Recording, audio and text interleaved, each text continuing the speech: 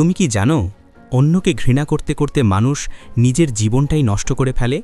হ্যাঁ, যার দিকে তুমি রাগ ধরে রাখছ সে হয়তো নিজের জীবনে এগিয়ে যাচ্ছে, আর তুমিই আটকে আছো একই জায়গায়।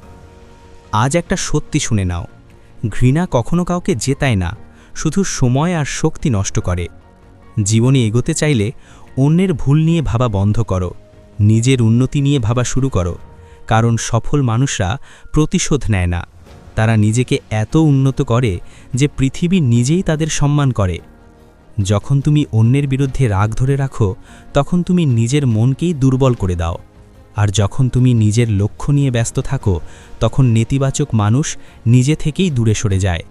মনে রেখো, ঘৃণা তোমাকে ক্লান্ত করবে, কিন্তু উন্নতি তোমাকে শক্তিশালী করবে। আজ তুমি যে সময়টা অভিযোগে নষ্ট করছো সেই সময়টাই যদি স্কিল শেখায় লাগাও, তাহলে 1 বছর পর তোমার জীবন চিনতেই পারবে না কেউ। আজ থেকে সিদ্ধান্ত নাও, অন্যকে হারানোর চেষ্টা নয়, নিজেকে উন্নত করার চেষ্টা।